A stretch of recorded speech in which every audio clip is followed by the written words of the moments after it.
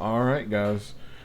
Welcome back to the Behind the Dual Disc podcast. I am your host Ty Payne, and here with me, as always, is my near and dear friend Justin Morgan. And yeah, I know we know it's been a long time since we've gave y'all an episode of the podcast. Um, really, uh, I know I've been busy on my end. Justin, what's been going on with you, man? How have you been? This is really the first time we've gotten to like talking in like a long time. Yeah, man, I've just been working, playing Yu-Gi-Oh, just doing the dad life, man. Just same stuff as you.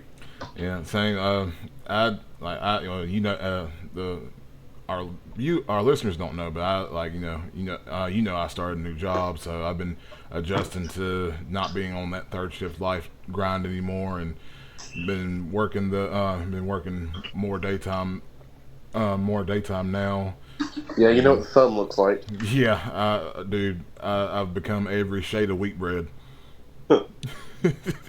Like every shade of it. But You got that multi-grain skin, buddy. I do. But yeah, other than that, man, just been playing Yu-Gi-Oh when I can. I like smacked my head over a dueling book for like 2.5 weeks trying to get ready for that 1K that I went to, um, and then here, but like that's really been it lately. I went and seen Deadpool and Wolverine last night. Yo, is that pretty good? Dude, that was so good. It was so funny.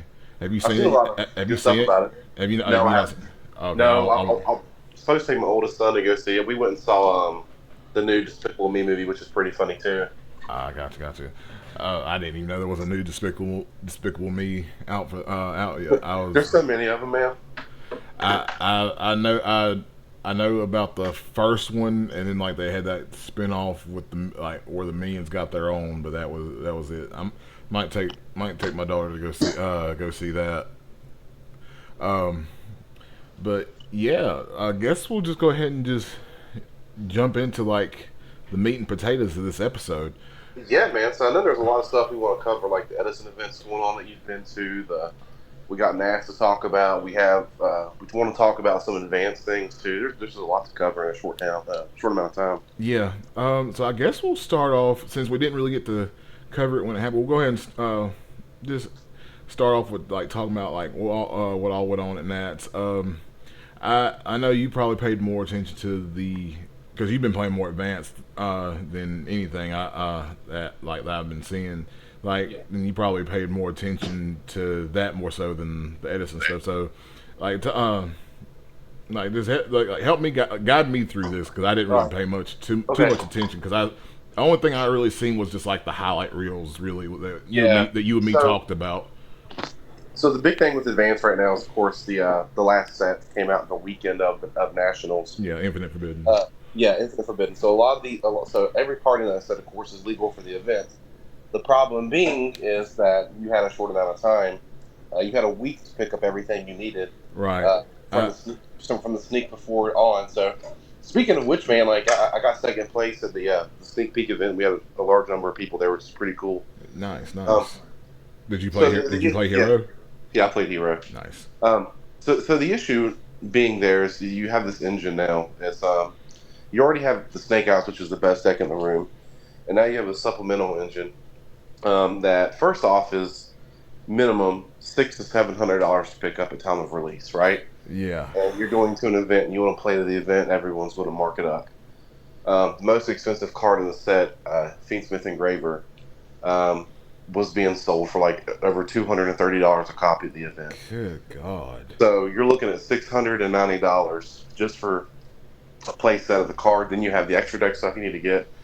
Then you have the search spell, which was selling for over 100 at the time. It's one up. So you have this engine that if you expect to do well, then you're most likely going to want to need to pick that up. Right. Um, but event wise overall, I mean, we're not new to expensive formats, right? Right. That's why we like to set those out a lot of times, Yeah.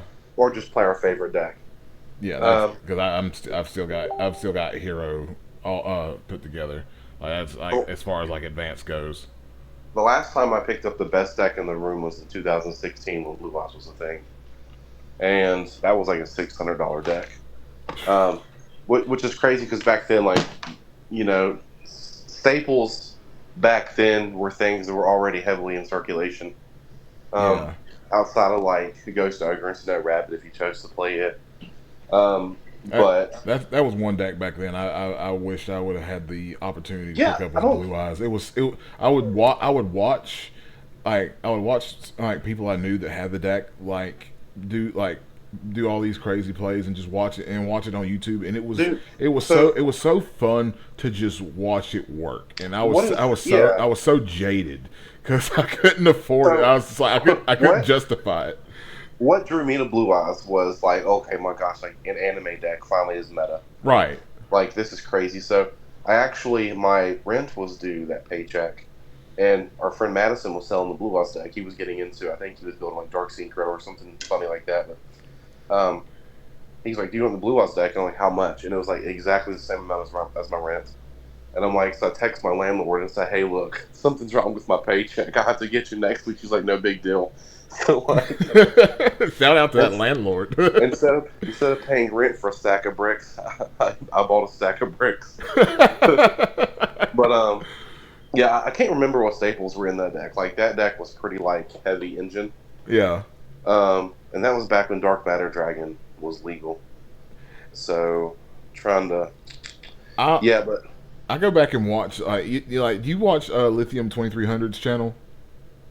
yeah, I'll watch his cross bandless cup stuff, and I'll be like, and I'll see like Dark Matter Dragon in like and some of these older decks and stuff. I'm like, I'll forget that it was legal, and I'm just like, wait a minute, I thought this card got like banned like mid like in like a like in the midst of a format, and cause like just from where it was obscenely broken. And I was like, I guess I just remembered that wrong, or I don't know, but I remember that. I think what killed me on that deck was just like in 2017 when the new Master Rule came out. yeah, Like you literally just couldn't play the deck. right. Um, inherently, the deck itself like wasn't great in terms like when you compare it to other meta decks over the course of the game. Like Blue Eyes wasn't like it was on the low end, right? But the Right. fact that it hard countered pendulums, Yeah. I think is what set it out from everything else. But um, going back to the event and everything, everybody expected Snake Eyes Fiend Smith to win, and it did. Yeah. Um, of course, like there were a few other there were some cool moments from Nats on the advanced side. We saw an Exodia deck take a win on stream with Yeah. the new Exodia support. Yeah, I saw that with it was like a Yeah, cat. It's like a Cap G. Mega Capital G had like a highlight channel, and he yeah. was like he was showing where the guy summoned of the Exodia fusion But and attacked direct. the highlight for me, and probably you, because you're a GX fan, Yes. was Doctor Crowler 2-0ing the best deck in the room Yes. because we all know he's got a PhD in dueling. Dude, when I seen that, I was just like, there's no shot that Dude, this. it's so funny too because like the whole meme about people reading cards, people like to keep that meme alive Yeah. because the dude is like trying to activate Forbidden Droplet on this dude's like fusion monster. Yeah, he's on the Like, Chaos Giant. he's like, I need you to once again read my continuous spell, the one that I have 2 copies of face up on the field. Yeah, He's unaffected. So that's funny. That's and hilarious. like when you're on the opposite end of the table, you can't even get mad you're losing to a deck like that.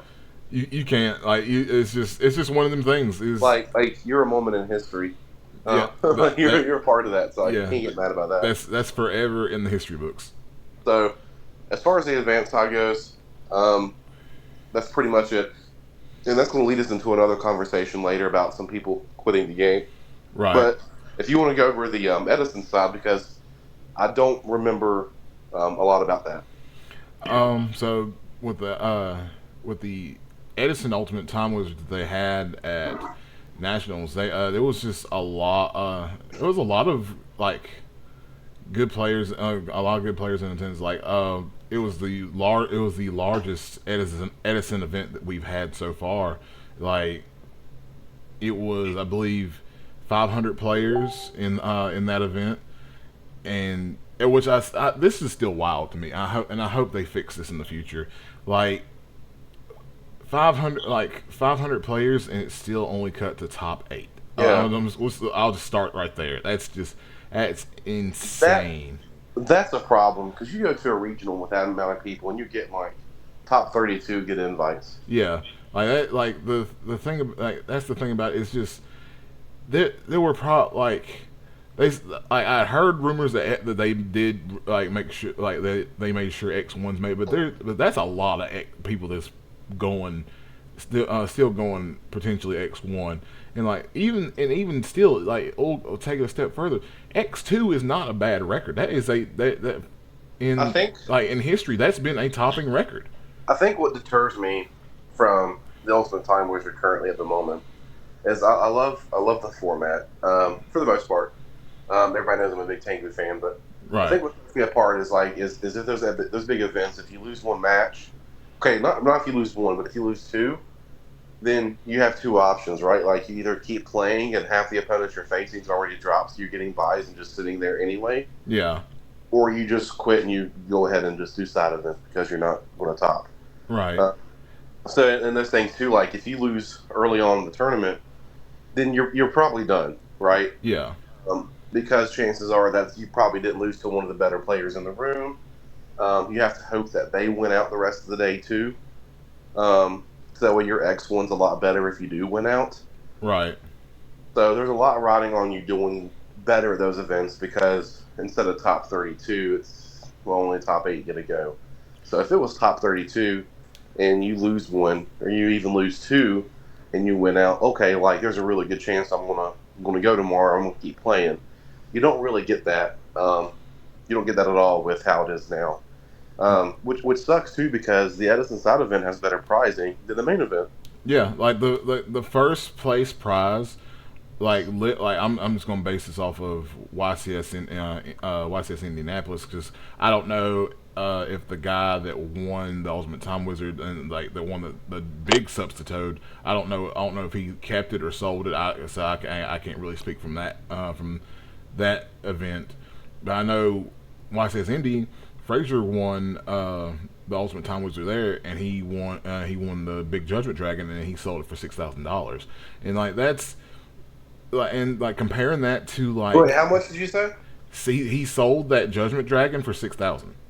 Yeah, the guy from I believe Nats that got the substitute.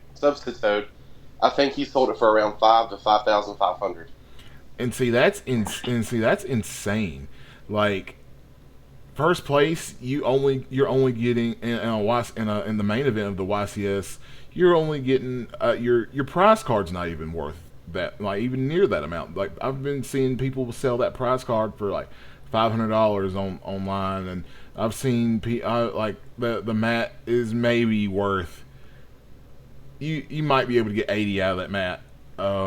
Dude, it's you And could take all the switches that Chris LeBlanc or Pack has won, and you add all those switches together, and you're still not getting retail value of the one giant card from one Edison tournament. yeah, I seen a picture of Pack recently, and he had like four switches in his hand. Like, I'm assuming he won from YCSs and stuff, and that doesn't equate to that this doesn't equate to the prize of the Edison That's tournaments. that's $1,000. Yeah, That is, and you have to win a YCS 20 times to that get the value of one giant card. that's wild.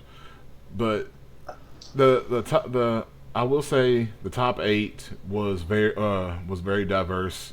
It's a breath of fresh air to see like other decks like come into the rotation because and like that's the wild thing about Edison too is just like with it being a locked format, stuff rotates around all the time now. It was like I think people can finally put to rest now that Gladiator Beast is like a real deck. yes, they can. Like the Gladiator Beast, like this has been Glad's year to show and prove, and they definitely had. They started off with Spiral winning an online tournament. I forget which one it was, but he was playing the Test Ape Hero Signal Glare Beast deck, which I still think that's still an amazing list. Then you had like all these other people. It's like topping the Ultimate Time Wizard tournaments, and we had one get fourth place at nationals. Top eight was, I believe, Vayu, Blackwing, no Frog Hero made it. Diva Hero. Shout out to Enraged Peacock for getting top eight. Funny thing, me and him played the same deck list for both of our events that week. I played for the same list I played for the 1K. He played for nationals, that was awesome. So it was Glad Beast, Vayu, Blackwing, Diva Hero, Amaryllis, and I can't remember what else. The rest of it's escaping me at the moment. But it was very nice. Oh, I can't forget about the Dream Frog list that ended up winning the entire thing. That's wild to me. But I think go ahead. this pattern of like Bayou and then frogs just taking turns winning is just insane. Yeah, it is. It's pretty wild how that works. But one thing I've noticed about these Ultimate Time Wizards, and I don't know why this is. Like people will say, "Oh, Blackwing's never won an Ultimate Time Wizard." Yeah, in the States it hasn't. Overseas it has. Like it literally just won an Ultimate Time Wizard. Well, It, it's not just that too. It's like Blackwing is one of the most boring decks in the format to play. it really is. And it's not that like the deck can't win. It's just like nobody's playing the deck. Like, and people that are playing the deck are the ones that are like just your average player. I feel like Yeah. fans of the anime, the ones that like just got into the format, or they just have the deck. Like all your better players are out there like testing out new things or playing strategies that necessarily aren't deemed the best. You have you have like people like Eric Shin and Fraser Polyton, they're the best decks, right? Yeah. But you also got people out there like the better players like Nick trying to play Amaryllis and decks that typically haven't done well in the past are now taking those positions Right. at the forefront. And those people just Black Wings is a boring deck to play. It's good, but it's linear. Yeah.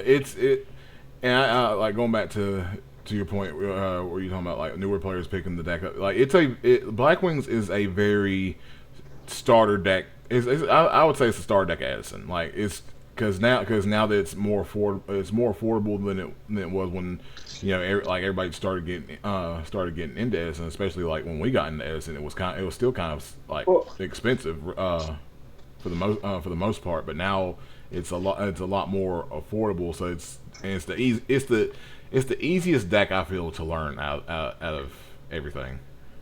I think that the deck.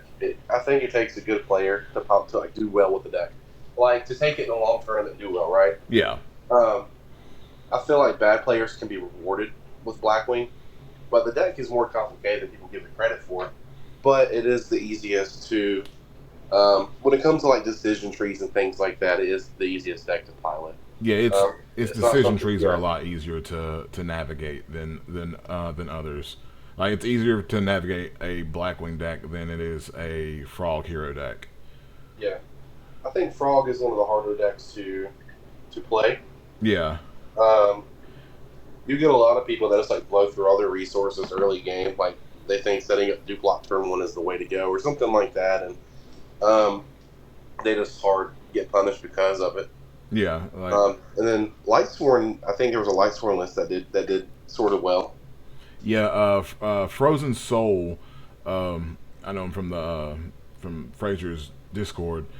He got into he was in the top 16 of nationals. He did really well. So Yeah. shout out to Frozen Soul. I don't know if he watches our channel, but yeah, shout out to him.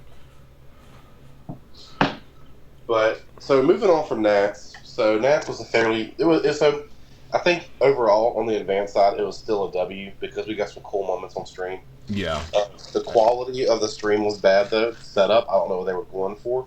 Like as far as like presentation, the EU just knocks the North American counterpart out of the water. Yeah, Um, they just do it so much better. I don't know if you saw, but they actually have their own backstage segment now where they sit down, and so like in between rounds, you're forced to watch the people in the crowd for like an hour with background music playing, and it's boring Yeah. as hell. Well, now they have a backstage segment in the EU where they sit down with the winner of the last round that was on stream and just talk through the decision making of that match. They go back and rewatch the match and just talk about it. Nice. I So did. that is something, and that's something the winner of the match is probably going to do anyways. Go back and just watch their stuff on stream, right? Like, why wouldn't you? Yeah. And now you get to do it with like some, you get to do it on TV again or on YouTube again, and it's like a nice little break in between rounds. And just the video quality itself is so much better. And I feel like the people commentating actually have an idea about the game. Yeah. Outside of Billy Bragg, you know what I mean? Right. Um, so moving on, I think next, I think we should touch up on. Um, so you went to a 1K, right? Yeah, I went the weekend of nationals. I went to the big boy game in 1K. Shout out to Diego. And you topped that, by the way, too, right? Yeah, I did. I got third place.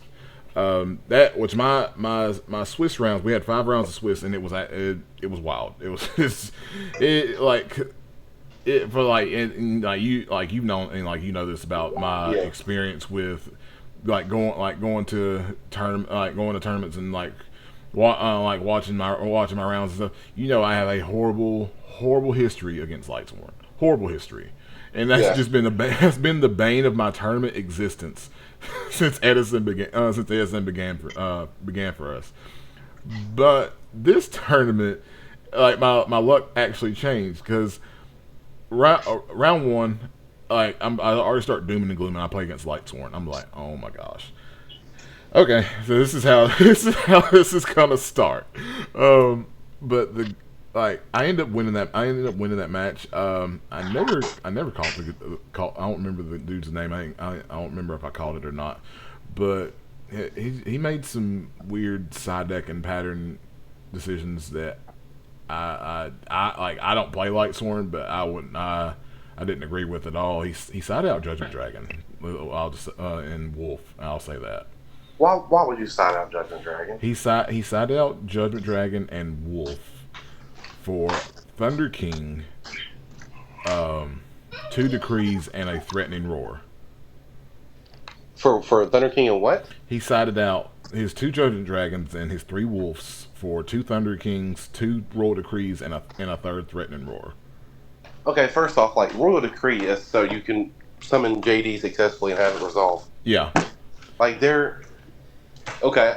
Well, needless to say, that guy probably didn't top. No, he did not. I think he bounced after round 3. I make some horrible decisions, but I would never do that. Yeah, I was just like, I'm sure Boyd threw it. I'm sure Boyd probably rolled his eyes when he heard that. he was like when I told him when I told him about it, he was in just disbelief about it. But Did the dude just tell you that he sided us out, or like you just like deck him out and he didn't see him, or what? like after the match was over, he showed me what he sided out and what he sided in, and you know he gave me his reasoning, and like it sound like this is gonna sound like total bull. Like because I didn't even believe it when he told me because he said I was like because I was curious. I was more curious about like the Judgment Dragon being side out threw me off, but like I was more like curious about the Thunder King. I was like, let me ask you a question. Like, I'm just curious, like, why did you side in Thunder King against me? And because you know the only thing that's going to affect is Diva. And he was like, I wanted to stop Prodigy so you couldn't go Prodigy Caius against me. I'm like, I'm thinking that's such a niche interaction, but okay. I didn't say that out loud. I was thinking it. I was like, okay, fair enough, bud. Good luck with the rest of the tournament. You know, I didn't like get toxic on him or nothing like that. I was just like, fair enough, bud. Good luck with the rest of your day. Don't feel bad, man. was playing. I forget which tournament it was, and I forbidden drop. I activated Book of Eclipse. That's what it was. Yeah. Dude had Hope Harbinger face up on the field. I was playing against Snake Eye, Yeah. and he did it negate. Wow. I'm not going to like. I don't allow takebacks when it's like for a bigger prize, Yeah. just because that's dumb, and you ain't gonna learn the other way, you know. Yeah. So he doesn't negate it, and like I proceed to like I go into my full board. I ended up going to Neo Swingman, popping two plasma, taking the Hope Harbinger, and just and I'm like at the end like, why didn't you activate Hope Harbinger? And he's like, oh, well, you probably had game either way, and I think I did because I had Droplet to like chain the Hope Harbinger if he did activate it. But I'm like, why? At what point do you make a card that has one intended purpose, and you do not stop the one card that is going to prevent you from using that intended purpose? Right. Like Like, you like that was if you was gonna negate a spell, that was the perfect time to do it. like if you don't, like you're just not playing this game. Yeah. And he, people make odd decisions, man. But it's one of those things too that like you just have to, we've all been there before, and Yeah. we've been playing for over 20 years now, which is crazy to think about. Yeah. Not everybody is going to have that same. They have to learn just like we did. Yeah. The cool thing about us, though, is we've learned through every format there has been since the starter decks. Oh yeah. And like the thing about it is, I'm still learning new Too. things. Me too. And I feel like I wouldn't be where I'm at in advance right now if it wasn't for Edison. I wish I'd have taken the time throughout the years to actually sit down and like play the better decks. Yeah. Same. It was for me. It was just more so of I could afford some of the decks that throughout the years, but I couldn't afford like the top of the top, like the decks that were like I guess you could call them the cream of the crop that I was able to afford. I was able to afford Blackwing just because I jumped on it instant. Well, And it's not just that too. It's like a lot of that stuff came in the pack like lower rarity. yeah, it did. Everything did. Like Ultra Silverwind was Ultra, Armor Master was Ultra, Armwing was Super. Like back then, like those weren't so hard to acquire. Yeah, I remember like the way I got my Arbor Masters. I got $100 for my birthday from my dad, and I went and bought two Armor Masters, and before that I didn't if it wouldn't been for that I wouldn't have had them. Where did you find those at? Where'd you buy singles at back then? Back then, what I did, I would buy off of Ideal 808. Oh, see, we used to. My buddy Madison, he had Pojo and stuff like that, Yeah, and he would trade for us on Pojo yeah. or buy stuff on eBay for us. I didn't start trading on Pojo until I traded on Pojo like here and there, like it was like in the 2010s, but like I did funny enough, and this is gonna sound mega cringe, but I did a lot of my trading all through my YouTube videos. Yeah. Because people used to do like binder updates and stuff back in the day, and I was one of them that used to do that as Oh well. no, you're G Hopper. Yeah. No, don't wait. That's a bad take. Don't compare me to G Hopper. I think he's still doing time. He's an some people we know. Yeah. But yeah, but I remember one time, and we'll get back on topic here in a minute. But I remember one time I got so juiced. I traded like a big chunk of my binder. Like it was like a lot of my goo out of my binder because you remember the Trishula National mat. Yes. I wanted that mat so bad. I would go to tournaments and see it, and then it'd just be like an exuberant amount of money. I was a broke college kid at the time. I didn't have the money to get it, and I would try to. So I found somebody that was on it was either Pojo or YouTube, and they had it, and I get rid of all a good chunk of my goo out of my binder, and I did not get that mat. I got so juiced and and didn't even get anything for it. Man, I think back in the day, I bought a knockoff Blackluster Soldier playmat for like $30 off eBay, and it was the coolest playmat I thought at the time I would ever have. And now, like when I see those custom playmats online, I'm Dude, like, dude, ugh. dude, me and Boyd, we traded this one Atachi mat that he had got back and forth, and like back then we thought it was like the coolest thing ever, but but like looking back on it, like we make fun of it now. That thing was like a doormat. It was like a rug. It was like it was like a doormat rug Dude, like type of playmat. Like it was like it had like really like itchy fabric on it and everything. Like our poor sleeves that we would slide across that thing. It was just bad. It was not good. going back, dude, look at these playmats that we could have gotten over time, like the Blackwing 2010 regional playmat. I know, dude. Like Uh, it still makes me sick. I never even like the reason I never got that mat is cause like I was trying like I was like it was a good reason. Like I didn't get the mat because like I was heavy on Blackwing. I didn't want to go to a regional and have the mat and I didn't want to advertise that hey I'm playing Blackwing before and like have my opponent like already mentally prepared to play against Blackwing like at a dude, regional. at this point, I walk up with a hero playmat and a hero deck box and hero sleeves. Yeah, like But now, now I don't care. whip out Um, Snake Eye. that who is it? I think it's Sleeve Chief. They have a. I don't play Snake Eye at all. I don't like.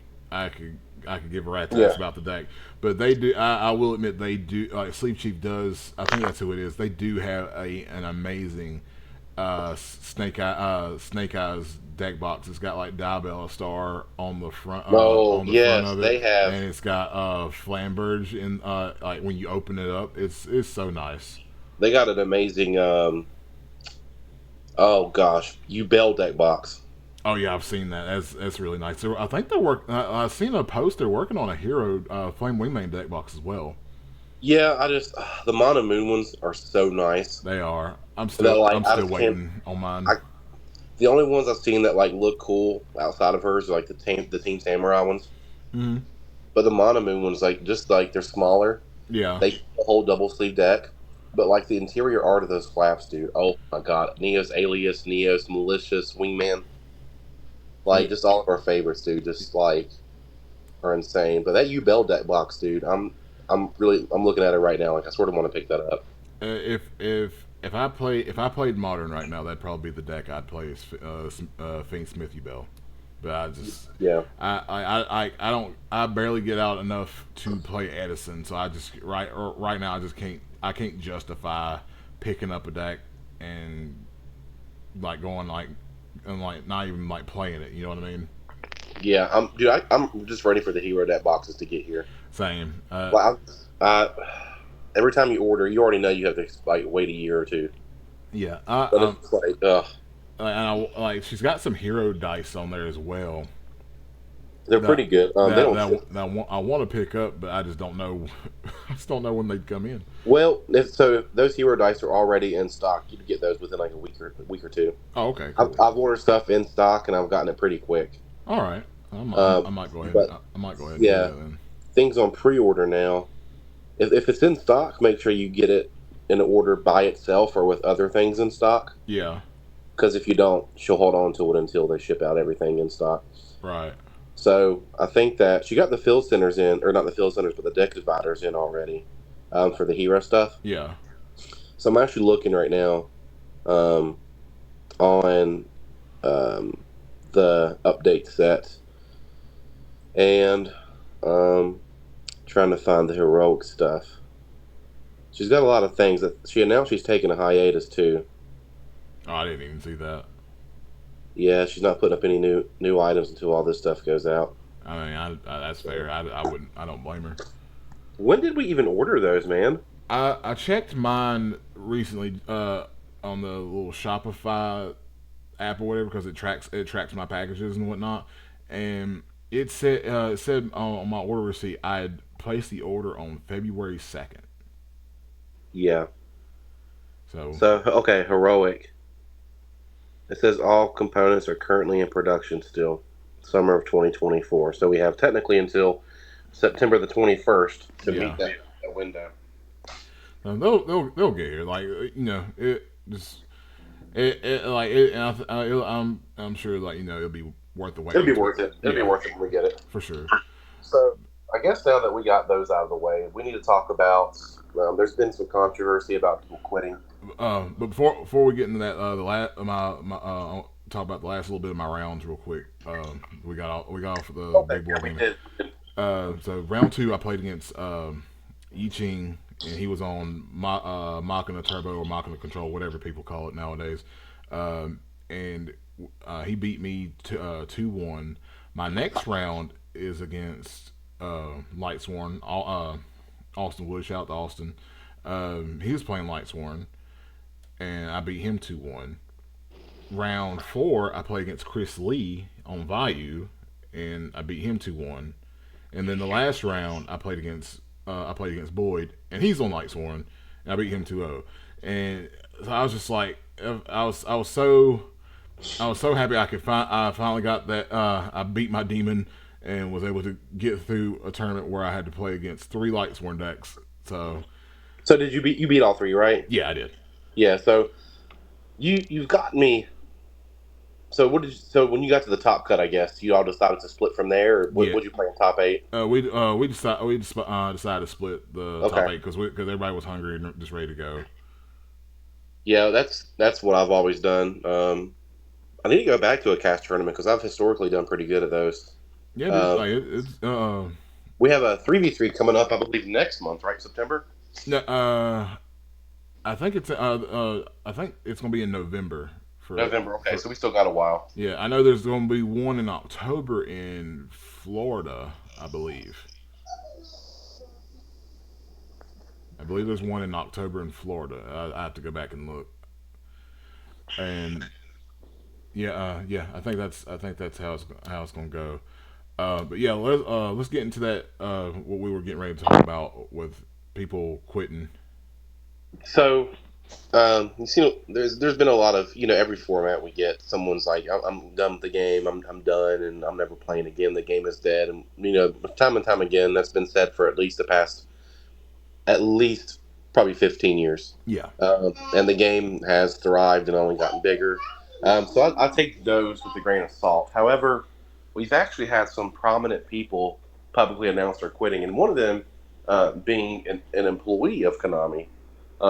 Jess, she plays plants in the EU. yeah, She's been to Worlds. She she did like a lot of promotional stuff for Konami. I think, especially when it came to like Duel Links. yeah.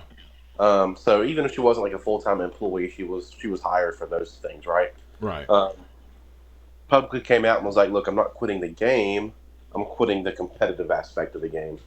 right. Um, and that is like going to these big events. And her reasoning, if you haven't watched the video, um, is that first off, like there are just a lot of blanket effects in the game, like Dimensional Shifter, Spooky Dogwood, which we'll get into later. Just those blanket effects that by blanket effects it lasts the rest of the turn or even into the next turn, like Shifter. Um, those have an impact on the game to the point where it doesn't matter how skilled of a player you are, you simply can't play around things like that. Which I agree with. I think Shifter is a bad card, Oh yeah, design wise. I yeah, think if it was maybe for just like the remainder of the turn or something like that, maybe. But even then, like Spooky Dogwood, increasing your life points in a game where going into time is almost imminent, and you just have no way of. It doesn't matter how skilled of a player you are. If your opponent activates Spooky Dogwood, right? Like if you don't have Call by the Grave, then you're a bad player in a lot of people's eyes, right? right. It's pretty much you have to have it out. And I love advanced format. I really do enjoy the mechanics of the game. She brought up that Yu-Gi-Oh has the most complex mechanics out of any card game, which is true. Which is why I think I love it so much. I can't. I stopped playing Yu-Gi-Oh, went to Pokemon, and it was so simple-minded. I'm not saying it's a bad card game or that there aren't like, the players aren't great, but it's such a simple card game that it hurt my head more to play it than it did to play Yu-Gi-Oh, Yeah, because I have to like slow down, and I hate doing that. right. Like it's like card games like Pokemon, Magic, like games like that where you have to draw your resource system, like your mana system and stuff like that. It's it it makes you like the way that the game is constructed, it forces you to play slow, and like even like an older game, Duel Masters. I used to love Duel Masters back in the day, and it's just like, you know it would just take forever for the actual game to get going. Well, I yeah, I remember in Frazier's interview with Scott Page that he did on his podcast.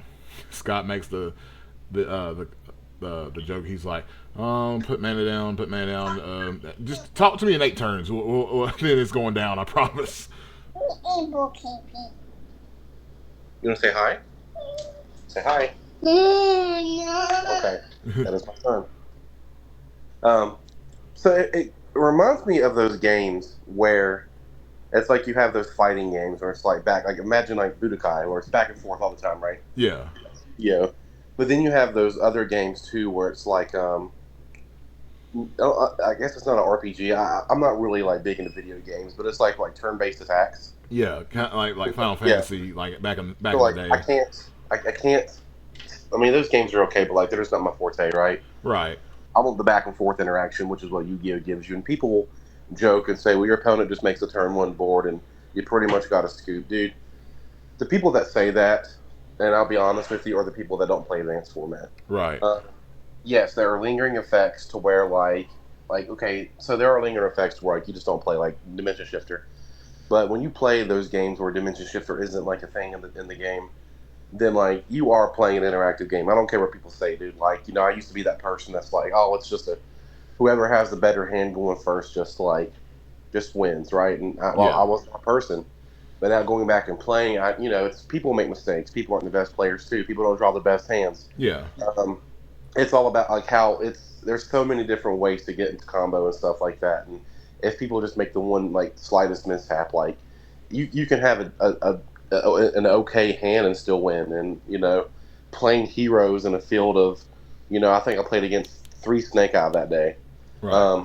Like it just goes to show that like I think all that's like a bunch of like crap. But so she got into that and pretty much was saying that like it's not good players can't consistently top because of those blanket effects. Now I don't know if that's the case because like Because it's it's like been the same what consistent players like doing what well at yeah these events for a while. Like, it still is, and a lot of people are saying, well, it's because she didn't top that she's saying this and all that, and so I sort of see it. I see both arguments. Like, well, yeah, it's we don't want to see the same players at the top tables every tournament either, right? right. Um, but I can tell you that like the people we do see in top cut, I would never deem as a bad player. So I can't say that the card won them the tournament, Yeah. And I like, oh, Dimension Shifter carried them the whole way. Well, no, they're a seasoned player. Like their skill had a lot to do with it too. Yeah, like Um, you've got like Hani that's still doing well. You've yeah, got Chris LeBlanc that's still doing well. Christian Urena still doing well. I and go ahead. I mean, you can't, this. What she did say though that like resonated too is you got the prize support, Yes. which is the big issue, and I think that's ultimately the big issue, right? Yeah. Is everybody's playing for a Nintendo Switch in 2024, Yeah. It's a and we seven. get It's a 7 year old game system. and for those that don't know, there's been a lot of well, why can't we play for money? Well, there's rumors that Kazuki Takahashi didn't want to play for money, which I don't think it's ever been cemented as fact, but it's there, right? And you want to respect his wishes. So Yeah. another one is it's considered gambling. Um, Here's my take on it, right? So you look at a lot of card games like Lorcana, you look at Pokemon. Pokemon does extravagant cash tournaments. Yeah. Okay, Pokemon's also the biggest IP in the world. Yeah. Pokemon is the largest franchise in the world with Disney. I think Disney's either second or maybe they're together. I know Pokemon's the number one. Right. Maybe Disney is. I'm not. They're both up there. They're both number one and two. So I don't care how you flip it. Disney's Lorcana, and they can afford to take a loss on the card game and still pay out money because they don't make their money off the card games. Yeah, because they Disney makes because the thing with with Pokemon, like, it's not just the card game. You got the TV show. You've got you got the merch. you got the merch. You've got the video games. The video That's games go crazy. People go that's why. every November that a Pokemon game is coming out. People go wild. Well, it's not just that, man. It's like, why do you think it's easy to get a Pokemon deck for $50, for $100, higher rarity? Because they don't need their money off the card game. Here, Right. take the cards you want. Here they are. Yeah. We'll throw in a couple $100 cards, but they're alternate arts. You know what I mean? Yeah. But here's $10,000 for winning your regional. That's fine. We just made $10,000 off, streaming rights in the past 5 minutes or something. You know what I mean? Like, Yeah. It's they just like can, we don't need it. so when you look at Konami as an IP, Konami is a large company, Yeah. but I don't think that they can afford to give out $10,000 cash prizes every tournament they hold. I Yeah. don't. And I think if they started doing that, then you would see not 10 YCSs a year or 20 YCSs a year, but you might see 3 to 4. And your chance of getting into that YCS is going to be slim because it's going to get booked up quick. Right. Um, One thing I could they could do I think they could do for like at least I'm not sure I haven't fully thought about what they could do for, like, the rest of the top 32, but like we've got, like, when we go to events and stuff, like we like you me and like the rest of the guys, we all went to nationals last year, and that prize wall, dude, it wasn't like it was pretty nice, like like these uncut sheets there of like Starlight rares and stuff like that. Like, why couldn't something like that be well, put? that's the thing too. Is like, okay, that's not going to cost you a whole lot. You're literally printing something off the printing press. Yeah, That's going to cost you ever how much that card is worth in card stock. yeah, Like, not the card itself. yeah, Another thing too that I thought they could do is, okay, let's say that you want to make that prize card. You don't want to make it to where it's a meta staple because not everybody has access to it, and that's sort of unfair. We go back to Crush Card Virus, right? yeah, We go back to Minerva. We don't want the same situations again, okay? But we also don't want a vanilla that's unplayable. yeah. That What I just thought that what if was the wild. winner? What if the winner got to pick a card, their favorite card? It didn't matter what it was. It could be banned, it could be meta relevant, and just be like, I want an alternate art that is only tailored to me. Like, Yeah, I'm the person in the world that has a copy of it. Okay, what's your favorite card? Give us a 2 to 3 month window to get that made and turned back into you. Voila. You have a one of a kind card that nobody else does, that you can put whatever value you want on the card because it's the only one there is. yeah, And it's legal. And it's something unique to the winner of that YCS, right? right, And I'm sure that if you needed to sell it, you would sell it relatively quick. yeah, Um, Another thing I thought they could do, like you said, the uncut sheets. Now people getting tickets, it's going to be even harder to get those prizes because of the ticket system they have now. yeah. I think that ticket system they have now is trash. Like, Like, I understand, like, why they did it, because, like, people were selling their tickets and stuff like that. You know, like, the I the fun the fun thing about events, a lot of it is pulling together in the side events and like going with your friends yeah, and pulling together those tickets. Like, there's a guy that I forget which event it was. He went with a bunch of his buddies and they pulled together and bought a car yeah. I to think like that go to events. I think that was the YCS Charlotte me and you went to, because Yeah, it was an uncut sheet of the Starlight Dragoons yeah. and Leviathan He Dragon. he sold it and bought a car. Yeah, So because you can't. I remember that uncut sheet was, I think, like, correct me if I'm wrong, it was valued at 30K. Yeah, and he sold it. I think he got like a little bit over 20. Yeah, But and then now you like if you see a playmat or a giant card on the prize wall. Okay, well, like I got tickets, but now I got to go to the next 3 YCSs so I can get them tickets and hope the guy's still there so I can buy it. and that's the thing too. Is like, you have to make sure, if there's something that you want, you have to make sure it's still even there. Because, like, Yeah, the thing about it is, and that's the thing about it as well. Like you're not gonna get to go to every YCS back to back to back to back to back, Yeah. and then like by the time you get to go to by the time you get to go to another one, like because like we don't really get to go to that many YCSs. Like say there's like a giant DPE that that we're wanting to get, and it's gonna take us at least about 4 or 5 YCSs to get it. By the time we've got to it, it could be already gone. Yeah. So uh, it's just things that have been plaguing the game for a long time. I think that people playing now by this point just aren't in it for the prizes, obviously. Uh, And like I feel like with Yu-Gi-Oh you can't be anymore. um, Like Yu-Gi-Oh players really we play for the fun and the glory. the bragging rights, and that's why a lot of us. And here's what I say to people that are bored of not bored of Edison, but bored of advanced or hate the prizing system: is take on Edison format. Yes. A lot of people's locals don't have Edison. Like a lot of shops and communities, we're just fortunate to where North Carolina has a strong Edison community.